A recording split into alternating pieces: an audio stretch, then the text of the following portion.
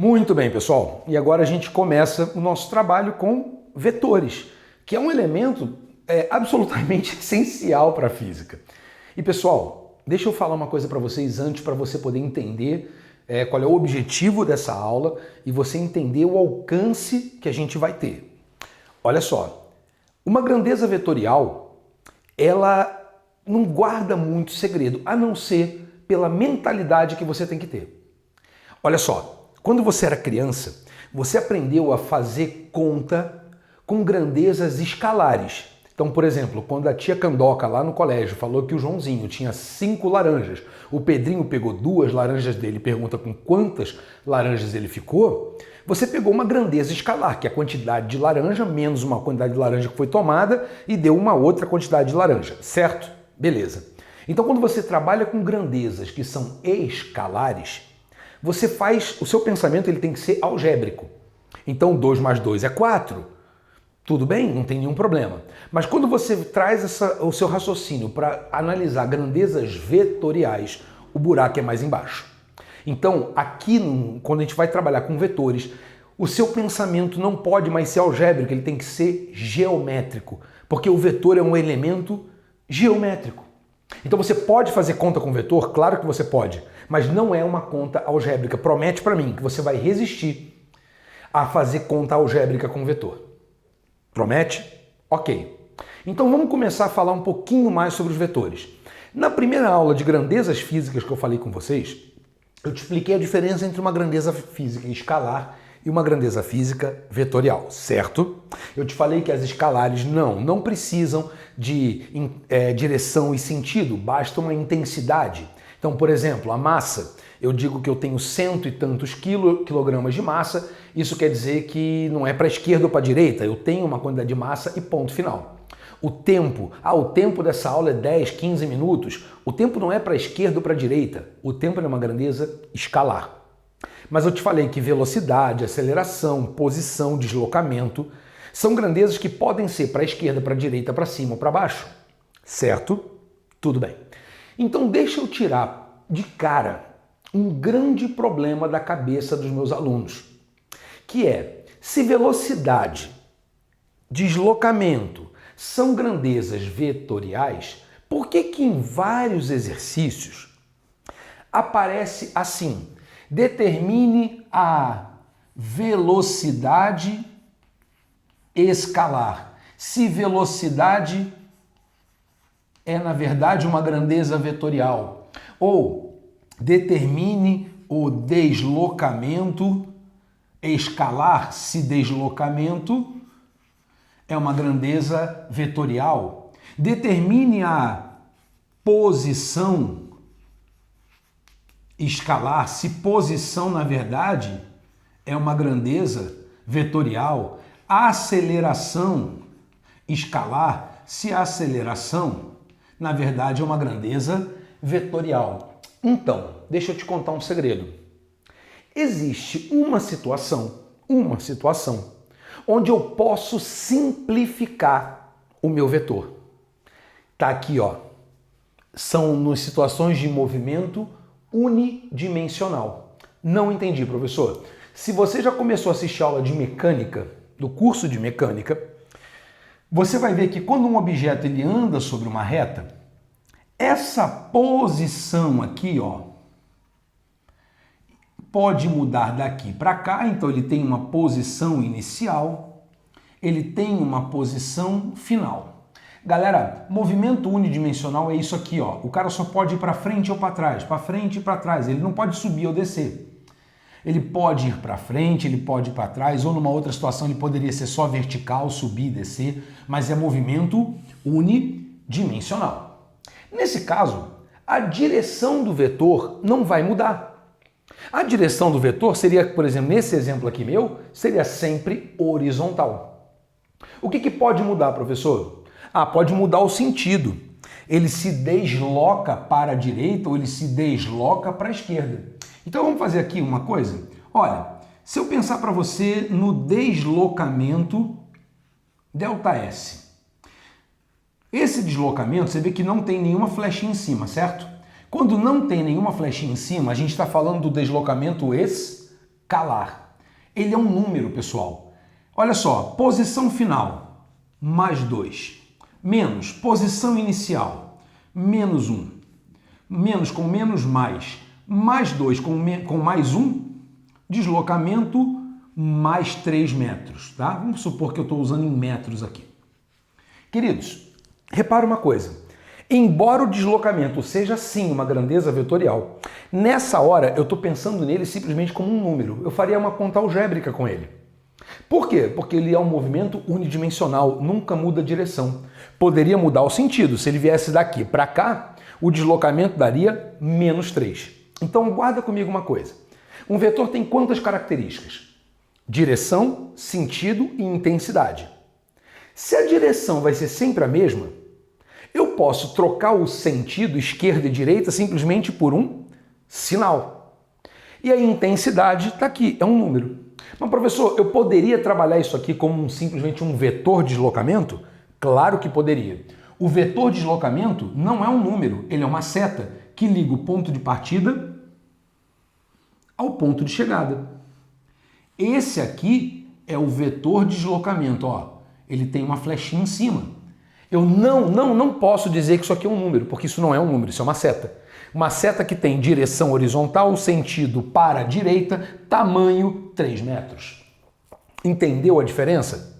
Ah, professor, então se você falasse para mim que ele fez esses 3 metros aqui em 2 segundos, eu poderia pensar na velocidade média dele, né? ΔS sobre ΔT. Isso, ΔS sobre ΔT. Seria um deslocamento aqui, ó, de mais 3 metros sobre um tempo de 2 segundos. Então daria uma velocidade aqui de mais 1,5 metros por segundo. Você percebeu uma coisa?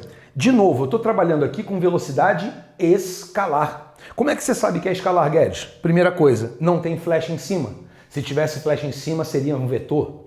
Outra coisa, tá vendo que tem um número aqui com um sinal? O sinal é para te dizer se é para a esquerda ou se é para a direita, se é para cima ou se é para baixo. Nesse caso, é a favor da trajetória. Mas, professor, eu poderia representar o vetor velocidade aqui? Claro que poderia. Você faria o vetor velocidade assim, ó. Para lá, com uma intensidade de 1,5 metro por segundo. Essa é a minha velocidade vetorial. Pessoal, uma coisa é um vetor, outra coisa é um número. Então vamos falar em português, claro? Volta para cá agora. Se você não entendeu, tenta agora. Essas grandezas aqui nasceram vetoriais. A natureza delas é sempre vetorial. Mas em situações mais simples, como essas aqui, que a gente chama de movimento unidimensional, que é o que a gente chama de movimento retilíneo uniforme, retilíneo uniformemente variado, queda livre, lançamento vertical.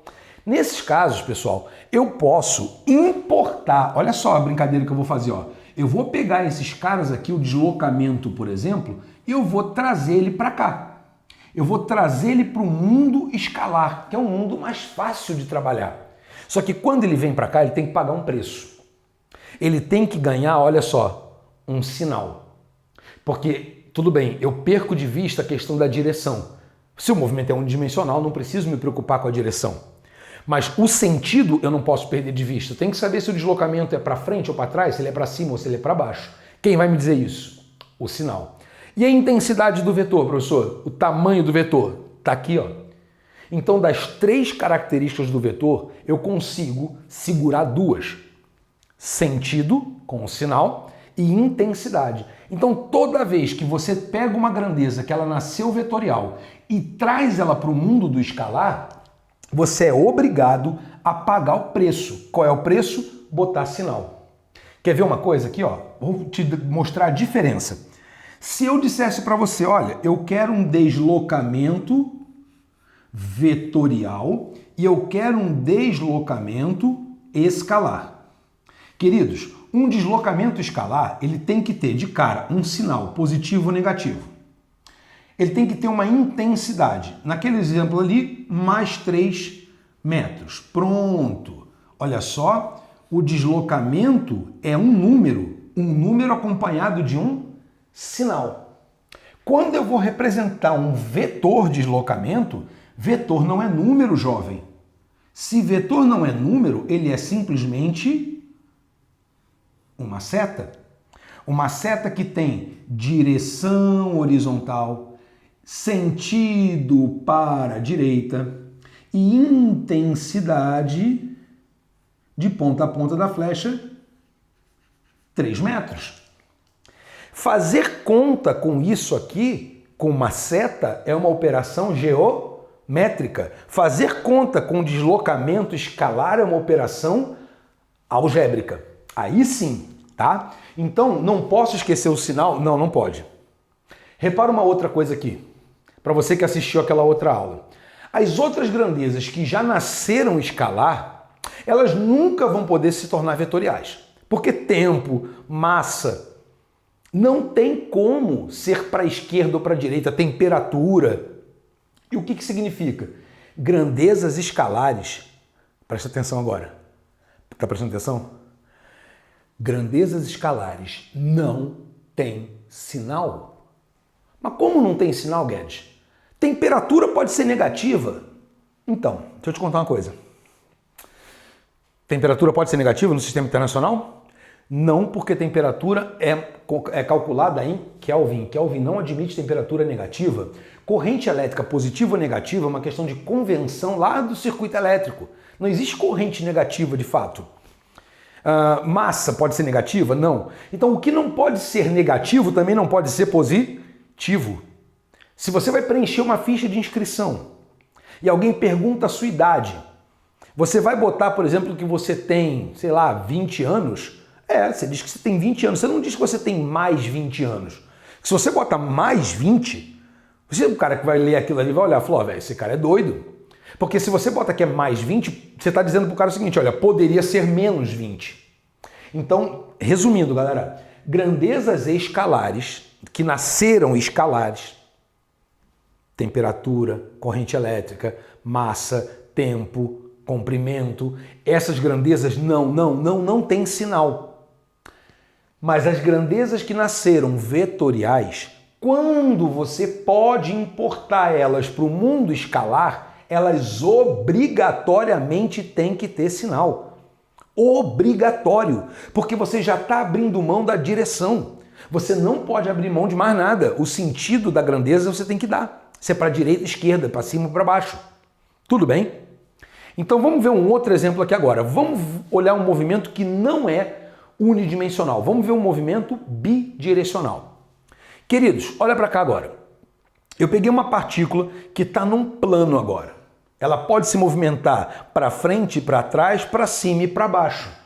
Então, quando você diz para mim que ela está aqui, isso significa, galera, que o vetor posição dele, sim, posição é um vetor, tá? É um vetor que liga a origem, ó, marco 0, até lá. Esse vetor aqui é o vetor posição inicial. Quando ele mudar de posição para lá, qual é o caminho que ele fez não me interessa, ele vai ter outro vetor posição. Posição final.